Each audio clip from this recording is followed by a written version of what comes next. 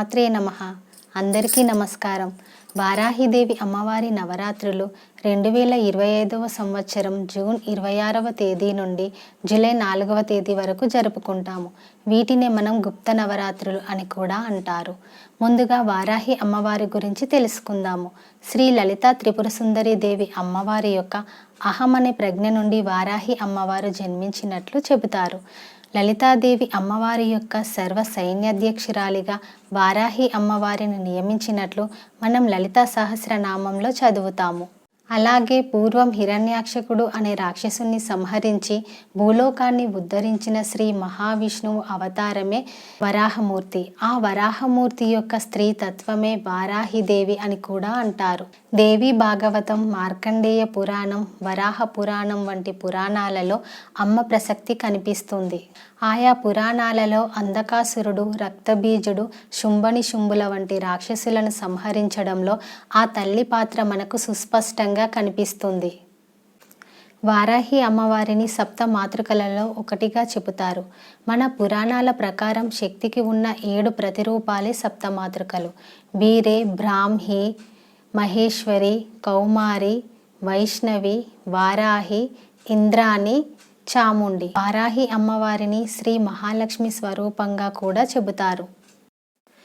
ఏంటి బుట్ట నిండా ఇన్ని మందార పువ్వులా అని చూసి ఆశ్చర్యపోతున్నారా? నేను కూడా మీలానే ఆశ్చర్యపోయాను.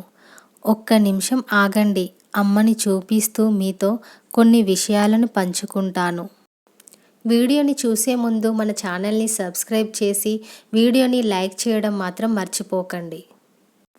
ఇదిగో అమ్మని చూడండి, ఎంత ముద్దుగా కూర్చుందో కదా ఈ మందార పూల మధ్య.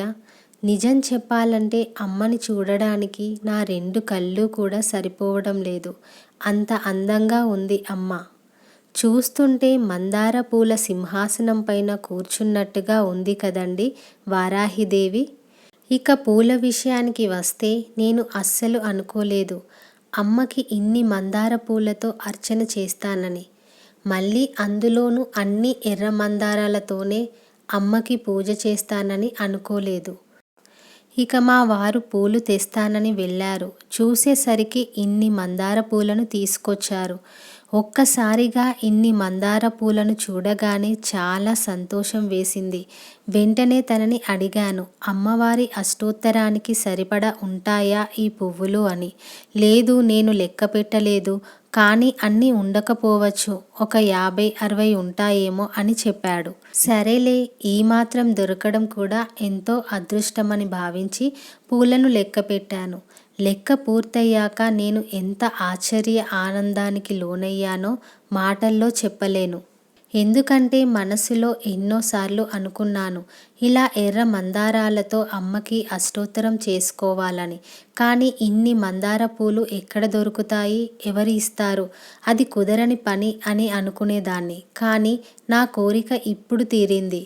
ఎందుకు నేను ఆనందాశ్చర్యాలకు లోనయ్యాను అంటే అవి లెక్క పెట్టేసరికి మొత్తం 117 మందార పూలు ఉన్నాయి. ఇప్పుడు మీకు తెలిసింది అనుకుంటా ఎందుకు నేను ఇంతలా చెబుతున్నాను అని. అవును, 117 సంఖ్యను కూడితే 9 వస్తుంది. చూసారా ఎంత ఆశ్చర్యకరమైన విషయమో. తెలియకుండానే మా వారు 117 పూలను తీసుకొచ్చారు. నాకు తెలిసి ఇంతకన్నా ఈ నవరాత్రుల్లో ఆశ్చర్యం మరియు ఆనందకరమైన విషయం ఇంకొకటి లేదు. ఈ నవరాత్రుల సమయంలో అమ్మకి ఎంతో ఇష్టమైన ఎర్ర మందారాలతో పూజ చేయడం నిజంగా నా అదృష్టంగా భావిస్తున్నాను. ఇలా ఇన్ని మందారాలతో అమ్మని పూజిస్తుంటే నా మనస్సు పులకించిపోయింది. ఆనందంతో నాకు తెలియకుండానే ఏడ్చేశాను. చూసారా అమ్మ అనుగ్రహం ఎలా ఉంటుందో. నిజానికి ఆ పూలన్నీ అమ్మే తెప్పించుకుంది, నాతో పూజ చేయించుకుంది. ఇంతటి అదృష్టాన్ని నాకు కలిగించింది. వారాహి అమ్మవారిని ఆరాధిస్తే జీవితంలో ఎదురయ్యే అడ్డంకులన్నీ తొలగిపోతాయని, శత్రుభయం ఉండదని, జ్ఞానం సిద్ధిస్తుందని, కుండలిని శక్తి జాగృతి అవుతుందని తరతరాలుగా నిలిచి ఉన్న నమ్మకం. వారాహి అమ్మవారి యొక్క మూల మంత్రాలను, అష్టోత్తరాలను చదివితే సకల జయాలు సిద్ధిస్తాయన్నది మనకు అనుభవమయ్యే విషయం. నేను అమ్మవారిని నవరాత్రులలో నియమాలను పాటిస్తూ అమ్మ చిత్రపటాన్ని పెట్టుకొని సింపుల్గా నిత్య పూజలా ఆచరించి పూజ చేసుకున్నాను. మనం కలశం పెట్టి పూజ చేసినా లేక సింపుల్గా అమ్మ పటం పెట్టి పూజ చేసినా సరే, భక్తి శ్రద్ధలతో కనుక అమ్మని ఆరాధిస్తే ఆ తల్లి అనుగ్రహం మనకి తప్పకుండా కలుగుతుంది. మీరందరూ కూడా ఆ తల్లి యొక్క అనుగ్రహం పొందాలని మనస్ఫూర్తిగా అమ్మని వేడుకుంటున్నాను. నవరాత్రుల్లో 9వ రోజు శుక్రవారం వస్తుంది కదండి. ఆ రోజు అమ్మకి ఉద్వాసన చెప్పకూడదు. తెల్లవారితే శనివారం, ఆ రోజు అమ్మకి పూజ చేసి అప్పుడు ఉద్వాసన చెప్పాలి. ఇదండి ఇవాల్టి వీడియో కనుక నచ్చితే లైక్, షేర్ మరియు సబ్స్క్రైబ్ చేసుకోవడం మాత్రం మర్చిపోకండి.